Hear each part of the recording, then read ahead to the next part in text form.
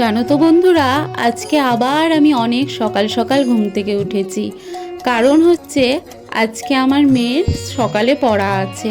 বেশ অনেক দিন হয়ে গেল ওদের পরীক্ষা শেষ হয়ে গেছে, আর ওদের পরীক্ষা শেষ হয়ে গেলে তো আর পড়া থাকে না। আজকে আবার নতুন ক্লাসে পড়া শুরু। আর আজকে রেজাল্ট দেবে, তার রেজাল্ট দেওয়ার আগে থেকেই পড়াটা শুরু হয়ে গেল। তার কারণে সকাল থেকে উঠে সমস্ত কাজ সেরে ফেললাম। আর এদিকে চলে আসলাম রান্নাঘরে এসে কোনো রকম গ্যাসটাকে মুছে আমি খাবারটা বানিয়ে নিচ্ছি।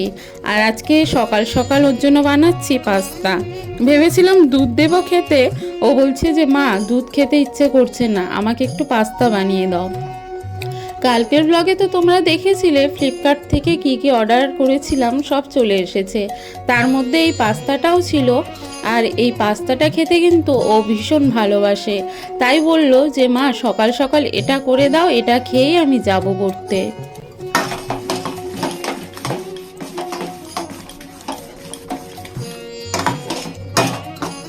আমার পাস্তা বানানো হয়ে গেছে, এদিকে বাবাইকে দিয়ে দিলাম পাস্তা খেতে। ও আবার রেডি করছে, যেহেতু পড়তে যাবে তার কারণে সব কিছু গুছিয়ে নিচ্ছে। আর এতদিন পড়া ছিল না, তাই সেরকম করে ব্যাগ ট্যাগ কিছুই গোছানো ছিল না, আজকে সব করে নিচ্ছে। আর কেমন আছো সবাই? আশা করি সুস্থ আছো, ভালো আছো। আমরাও সকলে ভালো আছি। তা ব্লগটা তো অনেকক্ষণ আগের থেকে শুরু করেছি। এখন ঘড়িতে বাজে 8:45। ওদের 8টার থেকে পড়া শুরু, ও এখন চলে গেল। ভাবলাম যে না, একটু সামনে এসে কথা বলি, কারণ সামনে এসে একদমই কথা বলা হয় না। আর আজকে মানে আকাশের অবস্থা কি বলবো, এত কুয়াশা পড়ছে আর প্রচণ্ড ঠান্ডা, বৃষ্টির মতন পড়ছে, একদম টুকটুক করে বৃষ্টি যেমন করে পড়ে ওরকম পড়ছে। তা মোটামুটি তো ঘরের সব কাজ শেষ, এখন ঘরের বিছানা তুলবো, তারপর চলে যাব রান্নাঘরে, বাসন মাজবো, রান্নার সমস্ত কাজ করব। দেখতে থাকো, দেখো কি অবস্থা, এত কুয়াশা পড়েছে আজকে। আমি তো তাও সামনের দিকে দেখাচ্ছি, একটু কিছু দেখা যাচ্ছে, বাইরে গিয়ে দেখালে দেখতে পারবে পুরোটা সাদা হয়ে আছে, একদম সাদা হয়ে আছে। এই দেখো এখানে কত জামা কাপড় ঢিপ হয়ে গেছে, কেচে পরিষ্কার করে আলমারিতে তুলবো, সময়টা পাচ্ছি না, কারণ আকাশে একদমই রোদ নেই। আর আজকে না আমার একটু কেমন জানি অ্যাসিড হয়েছে, তাই গলা বুক জ্বালা করছে আর ঢেক আসছে। এখনও কিছু খাইনি, ব্রাশও করিনি। তো এদিকে দেখো বিছানাদানি একদম পরিষ্কার। আর বইয়ের একটা দেখো আস্তে আস্তে আবার অগোছালো হয়ে যাচ্ছে, এখান থেকে বই বাতিল হবে যেহেতু নতুন ক্লাসে উঠলো। আর এদিকে হচ্ছে এগুলো কাচতে হবে, কিন্তু কাচতে পারছি না, রোদ একদম নেই। আর ওই যে দেখো বিছানার অবস্থা, বিছানাটা এখন তুলবো। বাবাই কিন্তু পড়তে চলে গেছে, তারপর আমি ঘর গোছাতে শুরু করলাম। আর বিছানাটাতে যেহেতু ও শুয়েছিল, তার কারণে আমি যখন ঘুম থেকে উঠি তখন আমি বিছানাটাকে তুলতে পারি না। আর যদি আমি যখন উঠি তখন সঙ্গে সঙ্গে যদি সবাই উঠে পড়ে, তাহলে কিন্তু বিছানা তোলা আমার আগেই হয়ে যায়। আর কেউ শুয়ে থাকলে তো আর বিছানা তোলা যায় না, তার কারণে বিছানাটাকে পরেই তুলতে হয়। আর বিছানা তুলছি আর ভাবছি কি রান্না করব আজকে।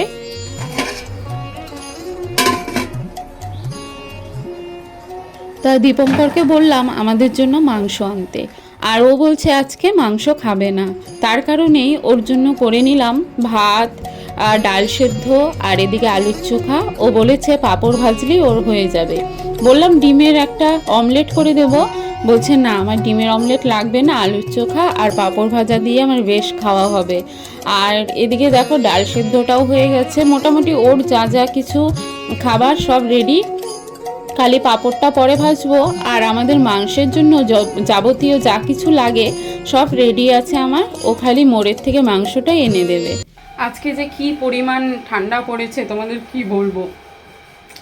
আর দেখো আমি সোয়েটার খুলে ফেলেছি, কারণ দীপঙ্কর বলছে ওর নাকি ঠান্ডা লাগছে, আজকে পুজো দিতে পারবে না, ভালো লাগছে না। আবার ওদিকে গুড়িয়ার রেজাল্ট আনতে যাবে, বাবাই আবার রেজাল্ট আনতে যাবে। বাবাই কিন্তু পড়ার ওখান থেকে চলে এসেছে, ওকে খেতে দিলাম ডাল আলুর চোখা, যেটা তোমাদের মেনুতে দেখালাম।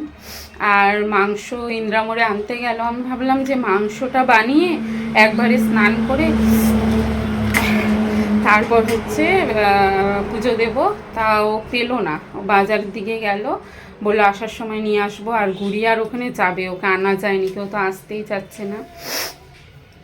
আর যেহেতু আজকে রেজাল্ট, তার কারণে এমনি স্টুডেন্ট ছাড়া দেবে, অনেকে আছে ঘুরতে গেছে, গার্জিয়ান গেলে দিয়ে দেয়, কিন্তু কেমন জানি লাগছে যে বাচ্চা যাবে না, ওর রেজাল্ট আনতে দেবে, ওর জন্য ও আনতে গেল, দেখি আনতে পারে কি না। আর এখন আমি স্নান করে ভাবছি পুজোটা দিয়ে নিই, যেহেতু মাংসটা আনলো না, এখন পাইনি, আমি স্নান করে পুজো দিই, তারপরে মাংস রান্না করব। আর জানো তো আজকে শ্যাম্পু দিতে হবে, কারণ সেই দিন মাসি বাড়ি গিয়ে মাংস খেয়েছি, আর মাংস খেয়ে আমি পুজো দিই না শ্যাম্পু না করে, তাই শ্যাম্পু করবো, তারপর পুজো দেবো। আবার কালকেও শ্যাম্পু করতে হবে, কারণ কালকেও পুজো দিতে হবে বৃহস্পতিবার। আর তোমাদের আরেকটা কথা বলি, বৃহস্পতিবার অনেকে আছে শ্যাম্পু দেয় না, কিন্তু আমি ঘট বসাই, শ্যাম্পু না দিয়ে কেমন লাগে, তাই হচ্ছে এই করি, মানে তারাও দেখায়। হাতটা ব্যথা হয়ে যাচ্ছে, আর ঠান্ডা না, কেমন জানি ব্যথা, শ্বাসকষ্ট, মানে নিঃশ্বাস নিতে কষ্ট হচ্ছে। আর এই যে শাঁখাটা দিয়ে এরকম করে সিঁদুরটা থেকে লাগিয়ে নিতে হয়, তারপর শ্যাম্পু দিতে হয়। তা এটা করেই আমি শ্যাম্পু দিয়ে তারপর পুজো দিই। আর বেশি বক বক করে ফেলছি, ভিডিও বড় করে ফেলছি। আগে স্নান করি, পুজো দিই, তারপর আবার দেখা করব মাংস রান্নার সময়। আর দীপঙ্কর বাড়িতে চলে এসেছে, আর মাংস নিয়ে এসেছে, আর অনেক ঘটনা ঘটে গেছে, সবটাই তোমাদের শেয়ার করি। চলো, রান্না করতে করতে সব বুঝিয়ে দিচ্ছি তোমাদের। ও যেহেতু ইন্দ্রামোড়ে গেছিলো মাংস আনতে, আর ও ইন্দ্রামোড়ে গিয়ে মাংস পায়নি, ওখানে নাকি আজকে মাংসের দোকানই বসেনি। তা বলছে, আমাকে ফোন করলো, বলল যে স্নান করে পুজোটা দিয়ে দিতে, আর ও নাকি বাজারের দিকে যাচ্ছে, একবারে আসার পথে মাংস নিয়ে আসবে, তারপর আমি রান্না করব। আমি সেই মতনই করলাম। ও আবার কি করেছে, গুড়িয়াকে আনতে চলে গেছে, আর গুড়িয়া আগেই বলেছে আজকে আসবে না, তা অনেক করে বোঝালো, তা বলল যে চল বাজার থেকে কিছু কিনে দেবো, তো যা খুশি লাগে সব কিছু কিনে দেবো, অনেক কিছু বলল, কিন্তু ও দিদন বাড়ি থেকে কিছুতেই আসবে না। লাস্টে কি করলো, দীপঙ্কর ওর স্কুলে গিয়ে রেজাল্টটা নিয়ে আসলো ওকে ছাড়াই। আর সেটা না ভীষণই খারাপ লাগছে আমার, যে ও গেল না, রেজাল্ট নিয়ে আসলো, একটু কেমন কেমন লাগে না স্টুডেন্ট না গেলে, তবে হয় দিয়ে দেয়। আর তারপরে ও দেখো মাংস নিয়ে রেজাল্ট নিয়ে তারপর বাড়িতে চলে আসলো। এদিকে বাবা স্কুলে টাইম দিয়েছে 12টার সময় যেতে বলেছে, আর 12টার দিকে নাকি ওদের রেজাল্ট দেওয়া শুরু হবে। তা আস্তে আস্তে অনেকটা বেলা হয়ে গেছিলো, সবটাই বুঝতে পারবে। তারপরে দেখো আমার কিন্তু স্নান পুজো সব কিছু কমপ্লিট হয়ে গেছে, আর এদিকে আমি রান্না বসিয়ে দিয়েছি মাংস।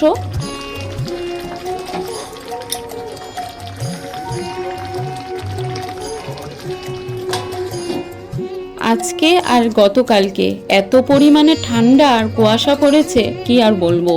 এই শীতে এবারই মানে এই দুদিনই বেশি ঠান্ডা পড়েছে, মনে হচ্ছে যে না ব্ল্যাঙ্কেটের নিচে গিয়ে ঢুকে থাকি, কোনো কাজকর্ম কিছুই করব না।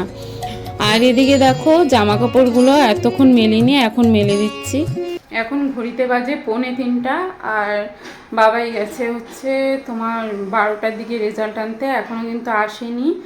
আর মানে ভাবছি যে কি করলো না করলো, পাশ ফেল এবার থেকে শুরু, আর পাশ করবে অবশ্যই জানি, কিন্তু নাম্বারটা কত পেলো সেটা নিয়ে চিন্তা, তো ওটাই ভাবছি।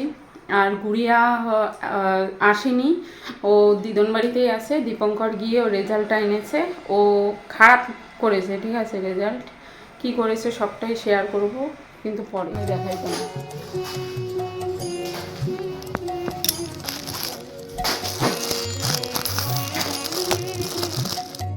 আর এখানে চলে আসলো এইমাত্র এই পার্সেলটা, আর এটা গুড়িয়ায় কিন্তু পছন্দ করে রেখে গেছিল, ও একটা ব্যাগ অর্ডার দিয়েছিল, সেই ব্যাগটাই চলে আসলো। আর নতুন ক্লাস মানেই বাচ্চাদের সব কিছু নতুন নতুন লাগবে, নতুন ব্যাগ, নতুন টিফিন বক্স, নতুন জলের বোতল, সব কিছু নতুন চাই। ব্যাগটা কিন্তু অর্ডার দিয়েছিল একটা, দেখো হালকা কালার, জানি না এটা ও টেকাতে পারবে কি না, কারণ ওর কাছে সব কিছু খুব ময়লা হয়ে যায় খুব তাড়াতাড়ি। আর এদিকে এই লিপস্টিকটা দীপঙ্কর আমার জন্য অর্ডার দিয়েছিল, আর এসেছে মোটামুটি, খুব ভালোও না আবার খারাপ যে তা না, দামটাও খুব একটা বেশি না, তবে কালারগুলোর মধ্যে আমার 4টা কালার পছন্দ হয়েছে, 2টো কালার একদমই পছন্দ হয়নি। আরেকজন চলে আসলো, আর ড্রেসের অবস্থা কি কি শেষ ড্রেস জন্য। হ্যাঁ, আর এই ড্রেসটা পরতে হবে না। আর ওর রেজাল্ট দিয়েছে, এই যে কত পাইছিস? 1150-এ 861। আচ্ছা, ওই যে ডাকে পাপাই। তারপরে দেখো ও স্কুল থেকে আসার পরে দুজনে খেতে বসে পড়লাম, আর খাচ্ছি হচ্ছে মাংসের তরকারি আর পাঁপড় ভাজা। আর বাবাইকে ওটাই বলছিলাম যে বাবা, এবার যা করেছো করেছো, এর পরের বছর জানি এর থেকে ভালো নাম্বার করতে পারো। আর কারণটা হচ্ছে আমি আর আমার বর দুজনেই কিন্তু ওকে কোনোভাবে গাইড করি না, মানে পড়াতে বসাই না। ও টিচারের কাছে যতটুকু পড়ে অতটুকুই আর নিজে পড়ে।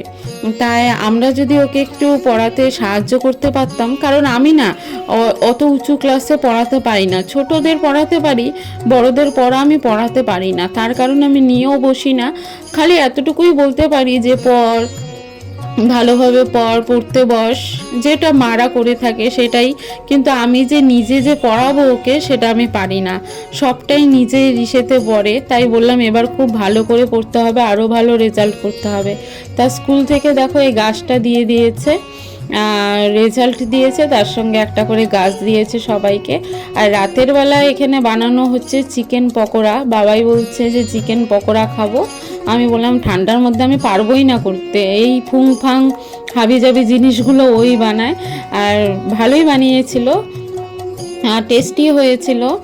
আর আমি বললাম যে কি কি দিতে হবে না হবে, ও নিজেই রেডি করেছে, নিজেই বানিয়ে নিচ্ছে, তবে খেতে কিন্তু ভালোই হয়েছিল।